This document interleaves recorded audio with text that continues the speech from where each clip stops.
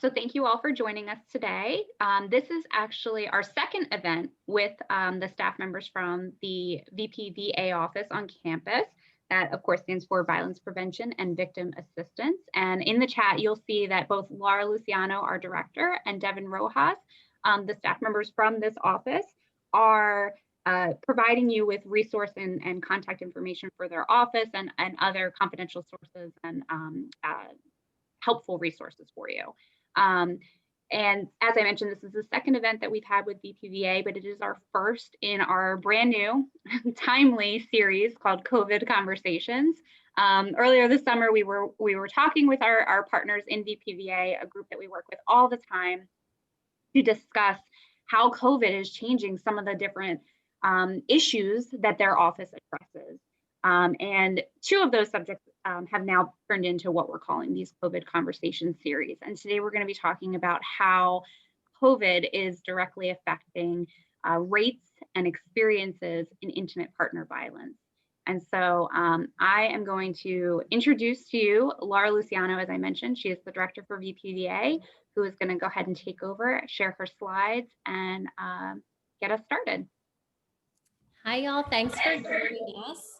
I'm going to say hello and then ask Devin to give a little wave as well so that you can see who she is, right? So Devin and I are the Office for Violence Prevention and Victim Assistance, as Laura mentioned. And we do have some slides that we're going to share with you. So we're going to share our screen in a second. And have some questions to ask all of you and then some information to share. So I'm going to share my screen now.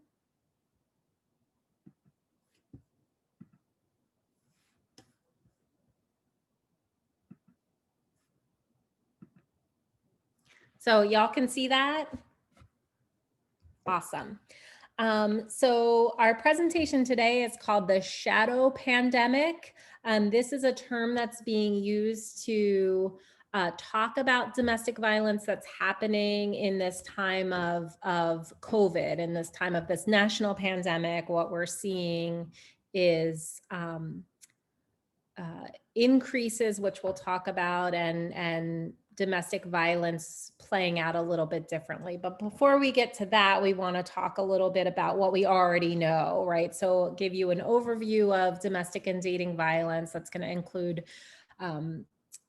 some definitions, as well as some statistics, talk about the impact that COVID-19 has had on domestic violence. And then we always like to end any discussion that we have with students around prevention and support. So to make it action oriented. I find that sometimes we hear presentations or participate in workshops, particularly on difficult subjects, and are left feeling a little bit down about, like, this is really kind of distressing information. So we always like to leave it in the hands of, what can we do about it? What role can you play? And so we'll talk a little bit about that in the end. So this should also serve a little bit as a content warning that we are going to talk about difficult information, particularly for people who have had experiences or have had loved ones who have had experiences. It can be tough to have a conversation about this, even if it's more abstract, right? We're not hearing from a survivor necessarily, but talking kind of generally about it. So I know that Devin shared in the chat, if you do need some support during or after, you can call. I will tell you, to be transparent, that phone number will ring. That will ring to my cell phone. It's my office line that's ringing to my cell phone right now. So, if I do get a phone call, I will excuse myself from the presentation. And that phone call could come from somebody on this, from this workshop, but it could also come from someplace else. So just know that. Does that sound good to everybody? Okay. All right. All right, so to start the conversation today, we want to kind of just pose a question out to the group about what we already know, understand, or believe about domestic or dating violence. What does it look like? What does it feel like? What are the definitions that y'all have heard or used before, so that we're kind of operating on the same language and the same ideas? And you can feel free to unmute and share that way, or to type into the chat box too. It's a lot more common than people think. Yeah, it's incredibly common. And we are going to talk about some stats and some prevalence, and the rates are skyrocketing during COVID-19 pandemic and quarantines. And we'll talk a lot about why we're seeing such an increased rates too. It can happen to anyone, anywhere. Yes. It does happen to anyone and anywhere. It cuts across racial and ethnic and class and education lines. With that said, it also does disproportionately impact some communities over others, and some communities don't have the same access to resources. So for example, the LGBTQ community, it's often unsafe for them to utilize a lot of the standard resources, particularly for trans women who are being victimized or are survivors. So yeah, it cuts across all lines, and there are some groups that are disproportionately impacted or overrepresented among survivors, and some groups that don't have access to the same level of resources and support. It's extremely difficult to get out of a violent relationship, yes. And we know that separation is a time where the risk of lethality or of a murder increases during a period of separation. And we'll be talking about that too and why that happens. Sometimes domestic violence can be linked to the culture of the people involved. So that's a really interesting one. That's one we hear a lot, that there's some cultures that are more prone to abuse or domestic violence. And there's a lot of complex layers in that. I always say it's not a certain racial or ethnic culture that has more violence. It's toxic masculinity as a culture that has the violence, right? And so this is the society that we're operating within. It's going to be present in all cultures. There isn't necessarily a culture that has more or less abuse. It may manifest differently. Laws may be responsive in different ways. How a community understands it may be different. How a survivor internalizes their experience may be different. The culture is going to impact all of those experiences. But a person's cultural identity doesn't necessarily mean that they are more likely to perpetrate or be victimized by domestic violence. Does that make sense? Because I know there's a lot of complexity when we talk about that, right? And kind of living in a white supremacist world, some of the things that I would frequently hear are along the tropes of the Black man is the rapist, or Latinos are more violent than white men, or some religious backgrounds have more abuse because their religion condones it. And a lot of that is very much informed by the intersecting issues of sexism and racism, or sexism and xenophobia, and why we tend to believe these types of things. All right, so we've got some may depend too much on their abuser to get out. Yeah, so a really powerful strategy that perpetrators use is creating an atmosphere in which the victim is dependent on the abuser, right? And that may be financial dependence. It may be dependence if the victim has a disability and their abuser is also their caregiver. It may be dependence if they have young children, which can then complicate a whole host of things because you're also legally obligated to some type of relationship with a person that you share a child with. And so all of those things create a context in which there are varying levels of dependence on the abuser and can make it difficult to get out. People experiencing domestic violence and abuse don't always express warning signs the same way, if at all. It can be really subtle. It can be really hidden. Some abusers can be really savvy and strategic with their techniques and may not read as an abusive person to the outside world. We also know abusers don't treat everyone the same way. The way they're treating their partner is not necessarily how they're treating their boss or their coworkers or their friends. And a survivor may not present in these types of obvious things, right? It may not be a person walking around with visible injuries, or it may not be a person signaling that there's any kind of distress in their home. And that happens for a lot of reasons too. And then we can talk about too, how do we recognize, or what do we do if we suspect there may be abuse in somebody's relationship? It happens to men and women, yes. And we do have some stats on the prevalence with gender, because it does happen to both men and women are disproportionately impacted. And so we'll talk about why that happens also.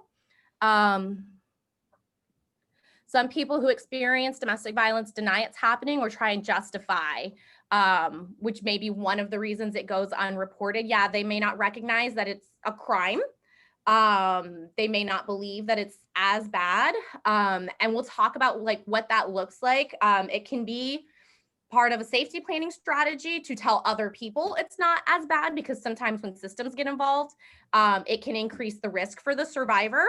It can also be a strategy to cope with what is happening in their worlds when they're not in a space where they can make a decision to make a change about that. And that's a really common dynamic too. Y'all did a great job. Right? It seems like you already know a whole lot about this topic or about this issue. All right, so we want to move on to the next slide.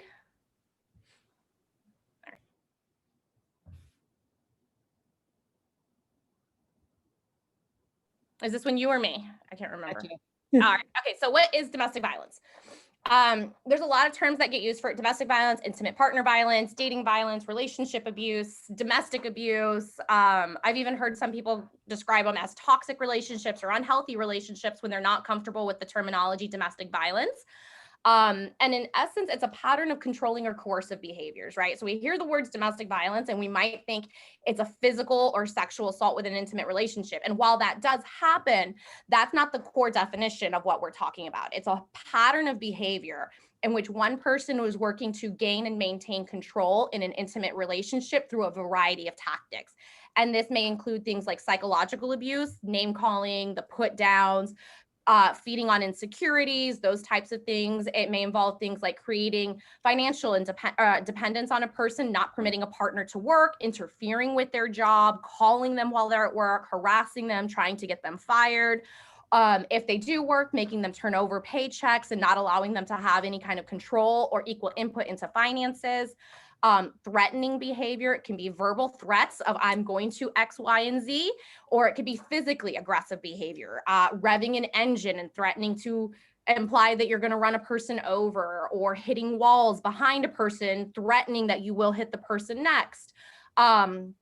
Anything that creates kind of this atmosphere of fear and intimidation and disempowers an intimate partner where they don't have as much power or equal power within the relationship.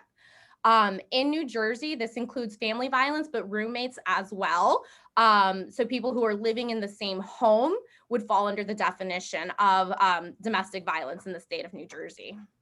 And we mentioned that, so there's two things I want to add, right? We mentioned that kind of legally what gets included because, because roommate conflicts that become aggressive, either physically or emotionally, would qualify for domestic violence options for legal recourse. So, that's important to know, but also not really what we're talking about today. We are talking about domestic violence in terms of what we would consider as an intimate, romantic, or sexual relationship, right?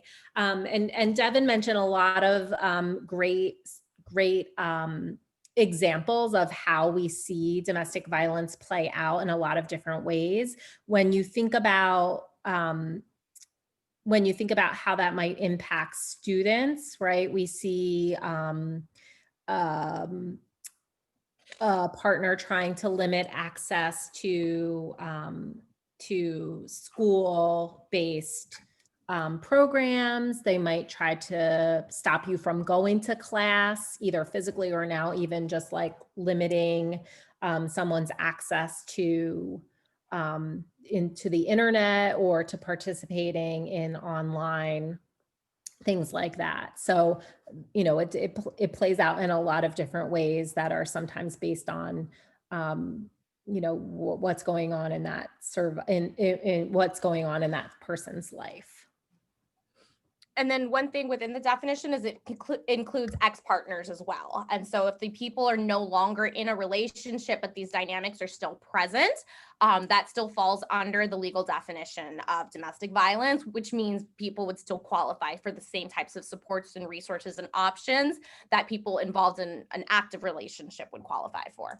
So what type of behaviors are we seeing when we're talking about domestic violence? These behaviors fall under, we like to use this wheel to kind of conceptualize what it looks like, right? At the core of these relationships is power and control. What we want in a healthy relationship is respect and equity.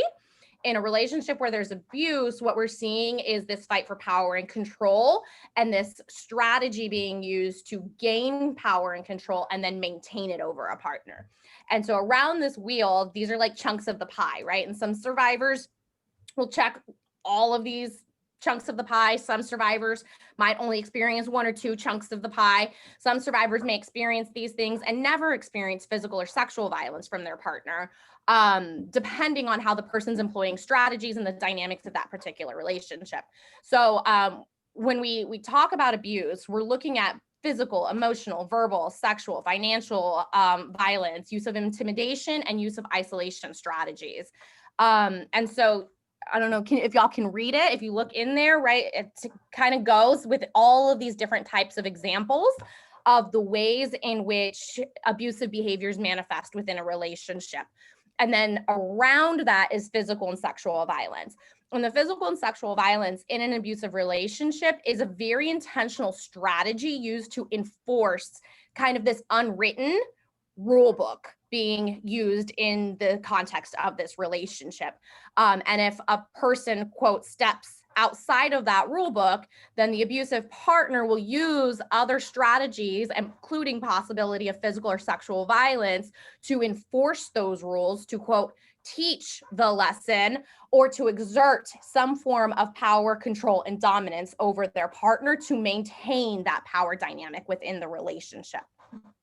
A lot of the big ones that I kind of want to hit on, because these are going to be what we're seeing a lot of during the pandemic. The use of isolation prior COVID, right? We're talking about intentional strategies to isolate a partner. So this may be things like creating conflict in family relationships, creating conflict in friendships, stopping a person from seeing their friends or their family, stopping a person from having relationships with other people. In the COVID era, people are literally isolated, and isolation is a really big risk factor for increased violence because there's fewer eyes on the family and there's nobody present that can hold the perpetrator in the relationship accountable. A lot of use of minimizing, denying, and blaming. Abusers historically do not take responsibility for their behaviors within the relationship. And this one really overlaps with a lot of the emotional abuse of putting the responsibility for the violence and the harm in the relationship on the victim themselves. Things like, you know that I don't like when you do X, Y, and Z, or you know how it makes me feel when you talk to other men, and this is how I respond to it. Use of economic abuse is another big one within a context of, I've always thrown education within kind of this realm too, because when a person is able to get an education, they're able to achieve increased financial independence. And so if we're interfering with education, we're interfering with increased financial independence. And we also know that women who are at either end of the educational spectrum, women who don't have a high school degree, or women with, I believe it's 2 masters or more, are some of the highest risk populations for intimate partner violence. For a variety of reasons, women, and so that's kind of relevant within kind of the educational sphere. And this includes things like preventing a partner from being able to study, preventing a partner from being able to call into classes, preventing a partner from having the resources to pay for their education, or the materials and the supplies that they'll need, losing or hiding materials and supplies that they need for school. Yeah, it's definitely a form of gaslighting, the minimizing, denying, and blaming, and emotional abuse too. I don't think it's so much the debts. If we look at the use of male privilege, right? And so we know domestic violence happens to men and women. It cuts across the gender spectrum and the gender binary. And And with that, women are still overrepresented because the core of intimate partner violence is rooted in patriarchal and misogynistic values. And women on the high end of the educational spectrum are stepping outside of the traditional feminine role. And so if a partner is somebody who has adhered to that rigid gender binary, then they may be using abusive tactics to kind of create an environment where they feel superior to their partner that has had such a high level of academic and professional success. Does that answer your question? Is there anything you want to add to that, Laura? No, I think that that you highlighted that. One of the things that I was going to say is this, so just to go back to gaslighting is like a new term, right? That kind of fits into that minimizing, denying, blaming, or just in general, the kind of mental or emotional abuse that can happen, right? That goes along with my second point, which is the power and control wheel was created by an organization that is really considered one of the founding organizations that were dealing with domestic violence in kind of American history, from Duluth, Minnesota. And how the power and control wheel was created was the people who were working with women who were coming forward to the program kind of put them into almost like a focus group and talked about what are the behaviors you're experiencing? What are you experiencing from your partner? And that's how the power and control wheel was created. So it was like taking these commonalities and putting them into something that made sense, right? Putting them into these categories and understanding that the physical violence as well as the emotional, verbal and sexual violence were how the behavior was manifesting, but the spokes were the things, the kind of overarching issues. So this happened in the late 70s, early 80s, which is, I realized, before probably most of the people in this workshop were born. And so, when we see that it's, using male privilege might be something that you all picked up on, right? That it doesn't really address what we know of in terms of diversity now, or addressing marginalized communities. So, right, back then, the large majority of people coming forward were women, right? And so women who were being abused by men. So it doesn't really address kind of some of the nuances we might see. But, as Devin noted kind of at the beginning, when we were going through the comments that were coming through, even people who are oppressed in some ways will still adhere to the voice of the majority, right? Or the majority, in meaning who has the power, right? And so even, for example, even women could use issues of male privilege to be abusive, right? They'll twist it in a different way, right? Just like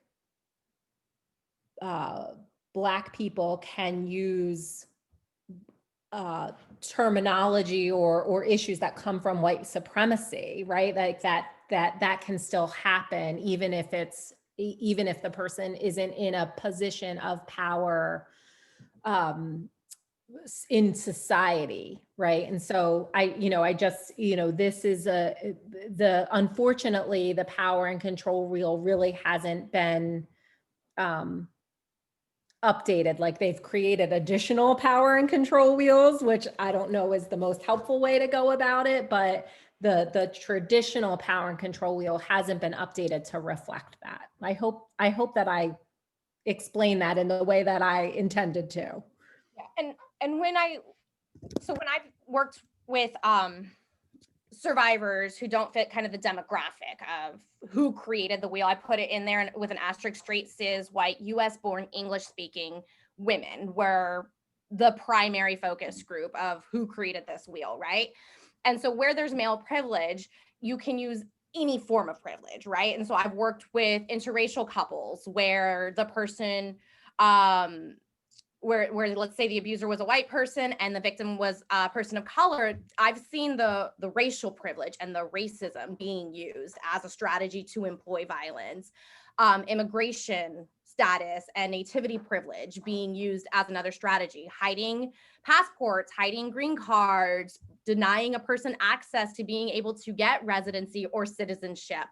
I've seen it where I worked with another couple. The mother was a US born white woman, father was Latino undocumented immigrant. She used racial privilege and her status as a US born person and employed male privilege against him because he was not able to bring in the financial security that she expected as a result of him being an undocumented worker. And so using that as a strategy to create emasculation, right, and tear down his identity. One of the things that I heard somebody talking about in a workshop specific on intimate partner violence within communities of color, because we're both overrepresented among intimate partner violence and also disproportionately impacted by COVID, and also making up the vast majority of essential workers, right? So we got kind of like this triple whammy being thrown at communities of color. And one of the things they're hearing men who are employing domestic violence at higher rates saying is that they're facing already so many of these barriers out in the world and are desperate to create control in a space where they can have it. And sometimes that's only within homes. And then it becomes domestic violence. And so even within that context, there's all of these kinds of social political dynamics that are existing outside of the home and being brought into the partner. And a lot of ways in which various forms of privilege or isms are being employed within abusive relationships to create a dynamic of unequal power and control within the context of the relationship. Any thoughts or questions on that? Okay. So one of the first comments that was made in the chat when we asked kind of what y'all already know is that it's more common than most people think, and 100% more common than most of us think. So we just want to share a little bit about some of the data sets that we know. So national statistics tell us that, or national research tells us that about 1 in 4 women have experienced some form of intimate partner in their lifetime, and about 1 in 9 men. So we talked about, the disproportionately happening to women. However, 1 in 4, 1 in 9, still huge rates, right? When we think about what's happening on college campuses or in high school, we know that about almost half, 43% of college women and about 1/3 or 28% of college men report having experienced abuse or controlling behaviors in relationships. And nationally, what we see is the most common age range of people experiencing intimate partner violence is women between the ages of 18 and 24. We know that for our LGBTQ folks, that about 43.8% of lesbian women have experienced rape, physical violence, or stalking from an intimate partner at some point in their life. And that 61.1% of bisexual women have this experience. So we see like a pretty big increase of abuse that's happening against bisexual women. And I think that there are some unique factors or myths or misconceptions about why that happens, right? And so, for example, this idea that like you know, bisexual women are just cheaters and they want to do whatever they want. And so that idea of like controlling someone more comes into play here. And we know that about 26% of gay men have this experience and that 37.3% of bisexual men have this experience. So we see a little bit of an increase here for bisexual men. We also know that stalking and domestic violence are intricately linked, with about 66.2% of female stalking victims report that stalking is occurring by a current or former intimate partner. So a few things about that, right? Like the first thing is that although stalking can happen in a lot of different ways by a lot of different people, right? What we most frequently hear about are strangers stalking celebrities, right? And that certainly happens. But the vast majority of stalking that occurs is by a current or former intimate partner. And that is the most dangerous form of stalking. Simply because that person knows so much about the person they're stalking, right? And so they had previously had access to a person in a lot of different ways. And so that they can start to use that against that person or to bolster the way that they're stalking that person. So, you know, kind of a very dangerous situation. It definitely increases the risk level there. What we know about our own campus, and this is coming from data that is collected from Everfi, which is the online education that we use for incoming students, first years and transfers, that students that our students have experienced about 15% of women coming into our school have experienced relationship violence, and about 5% of our men who are coming in who have had that experience. And that largely correlates with what we know from our campus climate survey, which our first campus climate survey occurred in 2016. And we found that about 1 in 5 of our undergraduate women were experiencing sexual violence during their time at Rutgers. So this didn't include specific information about about domestic violence, but certainly we know that sexual violence is a part of domestic violence. And that our students who were living on campus and our LGBTQ identified students are at highest risk to have these experiences on our campus. Why we talk about what we all can do as peers, as friends, and as good community members is because of this last bullet point, which is that most student survivors tell their peers about experiences, and that most people don't feel equipped to be helpful when someone discloses to them. So we want to make sure that you have some resources to be helpful to your peers that might come to you for support. And then finally, we can draw on some data that comes from the students that come to see us for counseling and support. About half of the students that seek services from VPVA are doing so because they've experienced domestic or dating violence. Almost all of them indicate some form of sexual violence within those relationships.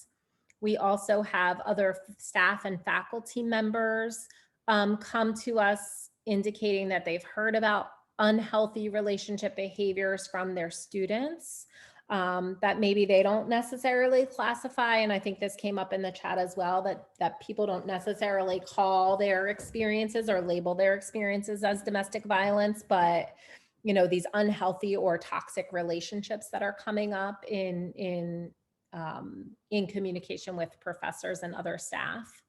And then the final thing, and I think that this is important as we think about how COVID is having an impact on both domestic violence and sexual violence is that a number of the students that we're working with have experienced sexual violence from individuals that they've connected to from using dating apps. So I think that that's an important important issue or important thing that we need to talk about, an important dynamic. I'm going to turn it back over to Devin. All right.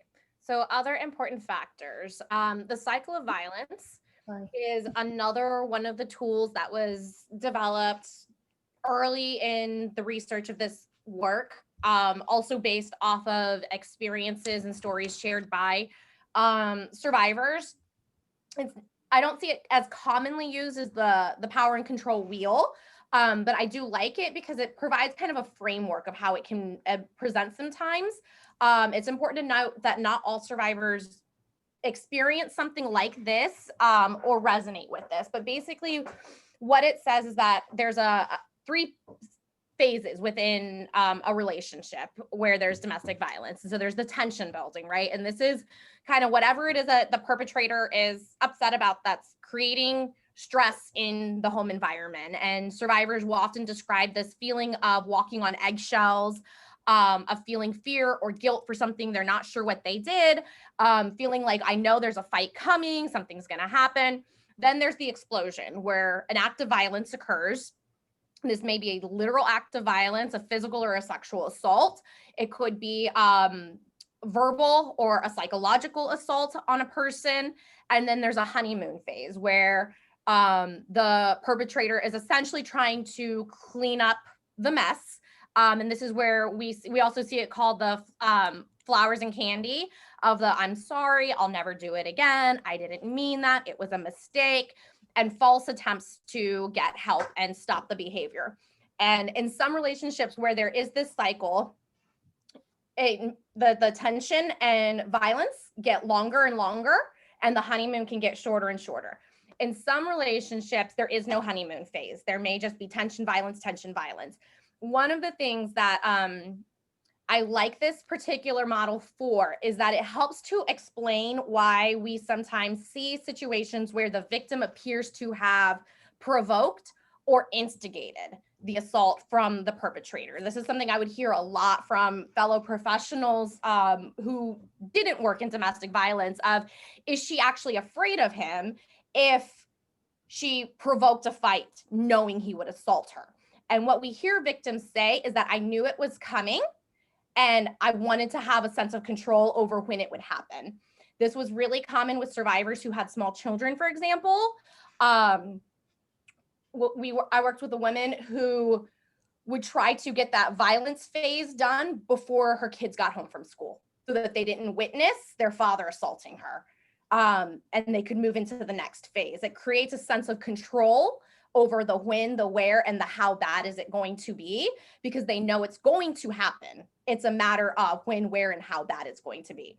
And I find this cycle to be really helpful in understanding why we might see a victim doing things that might read to us from the outside as counterintuitive of they're provoking this. They know this person has violent tendencies. So why would they create that fight or say that thing that they know will set that person off? And this can be really helpful in being able to explain why we might see some of that, because they're operating in that blue part, in that tension, which is really stressful to live in that kind of heightened fight or flight all of the time. And being able to then have some say over the when, where, and how badly it's going to be. And then you wanted the importance of safety planning and the separation violence.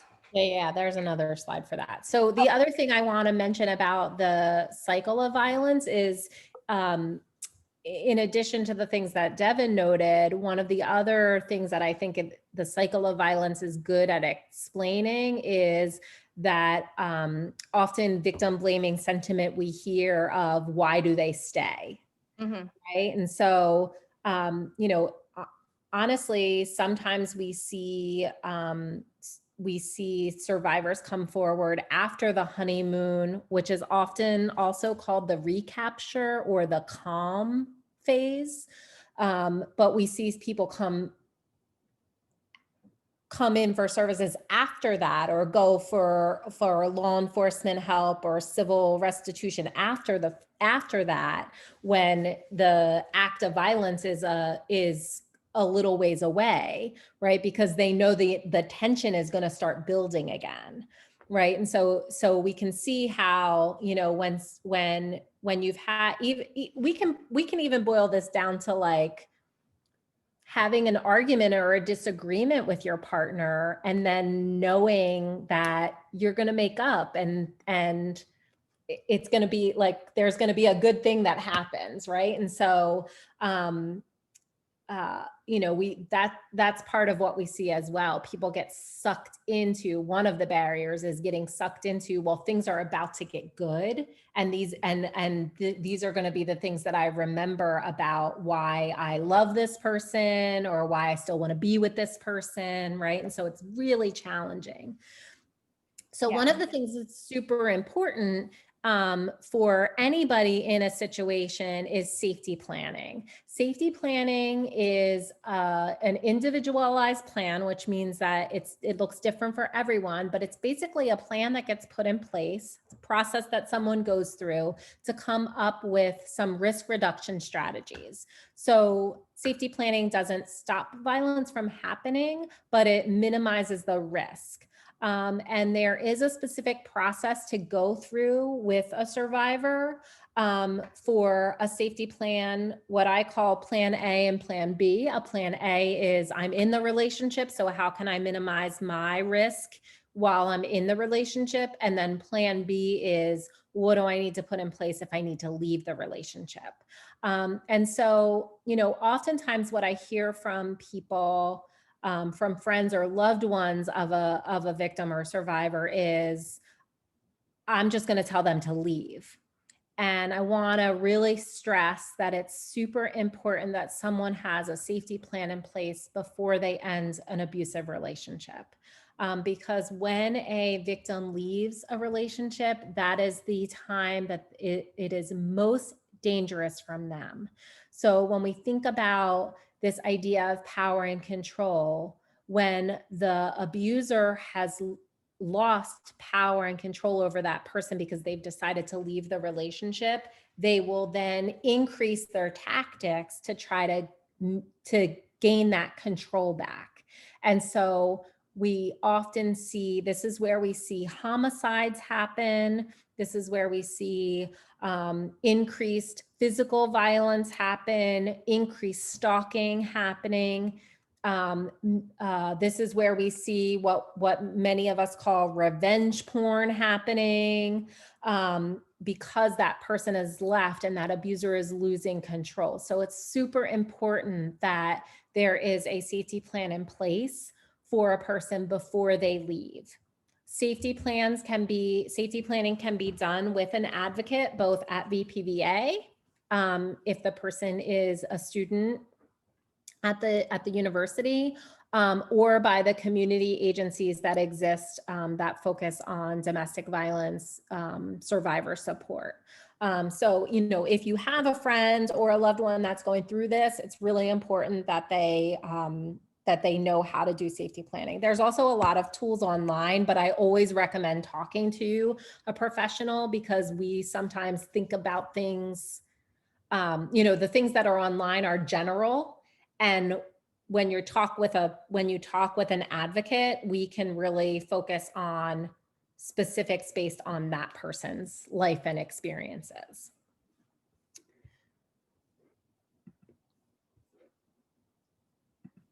Oh, sorry. This is you, Devin. All right. So the barriers to reporting. A question we get asked a lot is why survivors don't report the abuse that they're experiencing. And that happens for a whole host of reasons, right? One of the big ones is fear. They don't know what's going to happen when they make the report. They don't know if anything's going to be done. They don't know if the abuser will lash out at them.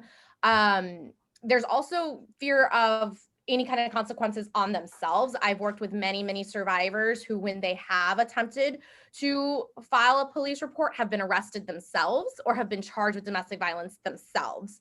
And this is particularly true for women of color and Black women specifically. The research has consistently shown that mandatory arrest laws that were implemented early in our movement have disproportionately led to an increased rate of arrests among Black victims of domestic violence. Many survivors may not know what their options are, right? If we go back to the power and control dynamics, that's not just within the home, it's about managing the knowledge and the resources and access outside of the home also. And so survivors may not know what options are available. Many abusers will check internet and email history. How does it happen when victims get arrested?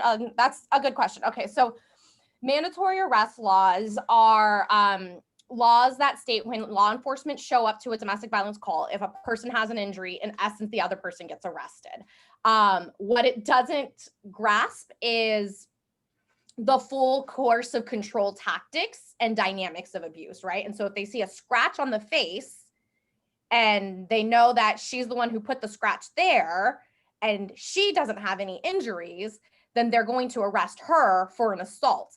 And what they may not be taking into account is that maybe he was attempting to sexually assault her, and so she scratched him. Maybe she had lashed out and thrown something after taking days and days of psychological abuse. Maybe he had been threatening to harm her animal or to kidnap her children.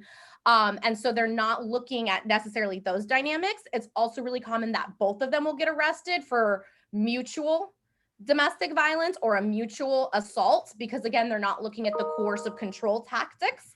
I have also worked with some cases where law enforcement came in with their own biases and assumptions about who she was, and created a dynamic in which it was really hard for the survivor to be able to advocate for herself to law enforcement. And so then they start looking for reasons to make an arrest against the victim as well. Is she on any illegal substances? Did they find any evidence of a crime being committed when they walked into the home and they're angry? And so now they're out here and they're taking somebody to jail for something. There is also the fear that people won't believe the abuser, or the victim, especially if the abuser presents well in society and has a strong reputation. If the abuser is charming, I've worked many cases where DIFAS workers would come back in and they'd say, I don't think it's that bad. He cried and was really polite to me. Like, yes, but you're not his intimate partner, so he's not going to assault the caseworker who could remove his children while in the office with a cop down the hallway. Like, that's not going to happen. And abusers will employ that, and they will intentionally do things to make themselves look good and make their partners look irrational and non-credible to the eyes of the public. There may be a lot of pressure to stay in the relationship from their community, from their family, from within the relationship. If they share children and he may be a generally good parent or she may be a generally good mom, there may be pressure to stay for the sake of the children. The reality is that love and violence do coexist, right? Like, it's a really uncomfortable reality. And it's a really hard space for a lot of us to work in and to accept. And it's what victims tell us all of the time of, yes, he does these things. And yes, I also love this person and I want to be in a relationship because it's not all bad. I just want the violence to stop. And that's not necessarily an unreasonable thing to want. If your partner is generally a good partner and there's abusive behaviors and all you want is for the violence to stop, who are we to say like that's a terrible reason, right? There may be a lot of shame or hesitation about getting involved in systems. They may be financially dependent on the person, and they may be literally afraid that the person is going to escalate up to a murder. My experience has always been, if the survivor says, I'm afraid to leave because they'll kill me, then that is a very likely outcome, and should be taken very seriously. And then, of course, children, immigration status, additional layers of marginalization. very real mistrust and fear of the systems, not wanting to make our communities look a certain type of way in the eyes of people that are already marginalizing and stigmatizing our communities. And the protectiveness of a community is a very real thing too. Yeah. So just to move forward, because I know we're running out of time, we wanted to talk a little bit about how COVID has impacted or changed DV. And that's a question for you. Have you heard anything about kind of what might be different or increased or similar?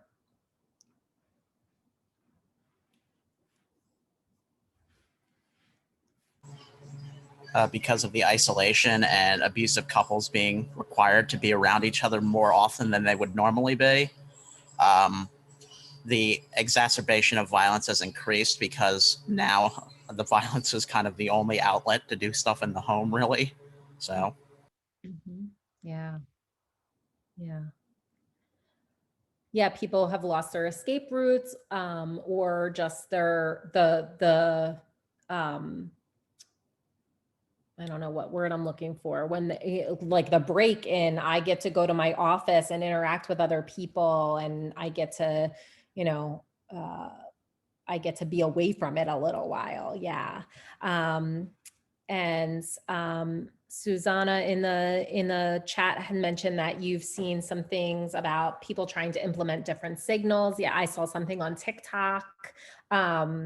I don't know how widely that's being used, but I also have heard of people using like, oh, I have a class call, I have a meeting with my professor, but then to be able to talk to an advocate. So they're using it in kind of other ways too. Yeah. Yeah. So maybe we didn't even know that there was an increase, right? Y'all are really kind of getting you understand why there has been an increase, even if you haven't heard about it, right? So what we know is so few things, right? There's only emerging data because you probably all know this, like doing research on things takes a longer time than actually COVID has been happening. So, but there is emerging data that's showing an increase in calls to helplines in lots of countries, including the US. Since the outbreak, the UK has kind of a pretty significant increase that they've been able to show. We know that sexual harassment and other forms of gendered violence are continuing to occur on streets and in public places, but also online. And so we've seen an increase in that online. So this includes, when we talk about gendered violence, people often assume we're talking about violence against women. We're talking about violence against women, violence against the LGBTQ community. So it's we've seen increased rates around that as well. I am particularly distressed by the amount of trans women of color who are being murdered. And despite the fact that we're all supposed to be staying at home, that doesn't seem to be stopping people from killing trans women, right?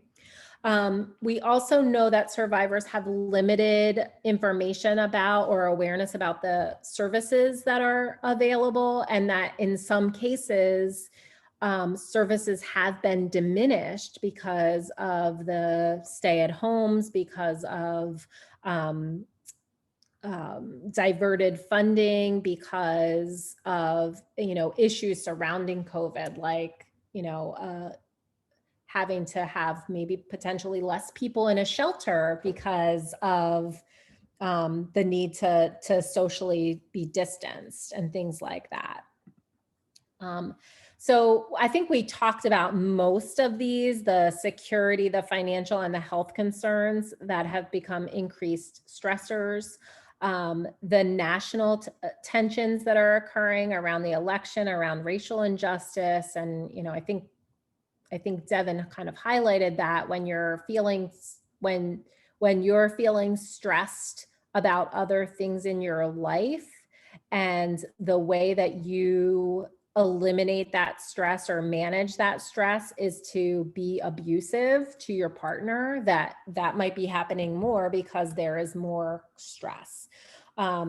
Whoever, I didn't see the name of the person who talked about the being confined to home, right? So that's definitely increasing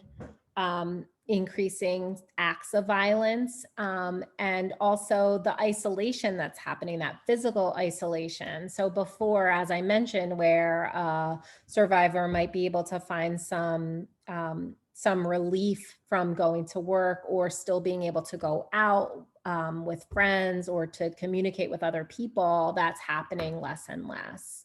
And then finally, there is, also a lack of friends or bystanders that are witnessing or seeing those experiences play out. And so certainly we know that there are kind of less allies seeing what's happening. They might still know something's happening, might still be there for a person, but they're not there's less opportunity for them to see things happening and then be able to intervene in a safe way. So so those are some of the things that we're seeing and some of the increases that we're seeing.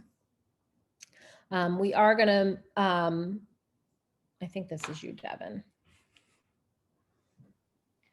So some of the differences in the way tactics are being used, COVID in and of itself is an isolation tactic, right? Areas that are under shelter in place orders or quarantine orders, literally the victim now has to stay in an environment where the abuser has constant access to them. Increased electronic monitoring. So I don't know if you've ever been on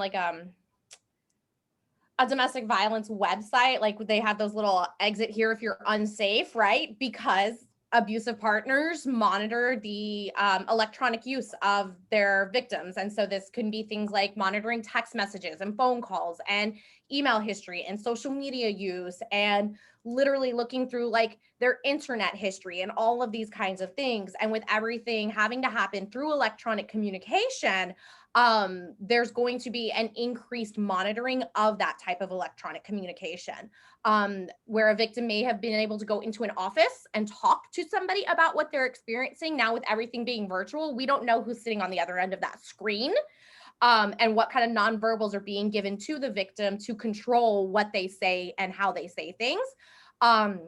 They may be creating pressure to break social distancing or safety rules, or they may be entirely denying access to safety things. And so they may not be giving access to face masks or sanitizer for a victim, for example.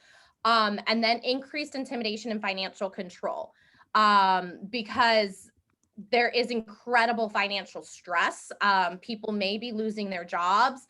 Abusers or victims may be essential workers, and they may be using this financial and economic crisis to then further exacerbate control over the victim.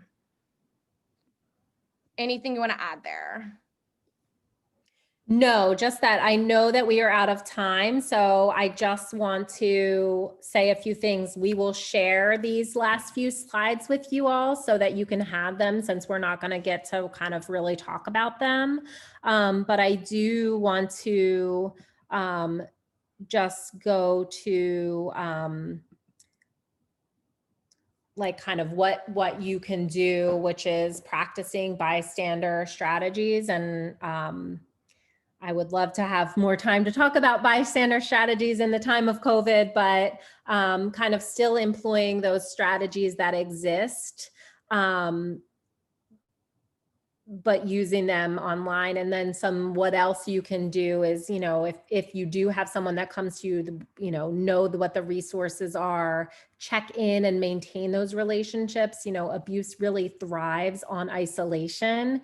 And so I know that it's frustrating when we have a friend or a loved one that's in a situation and we want them to not be in that situation. And we might feel like we're,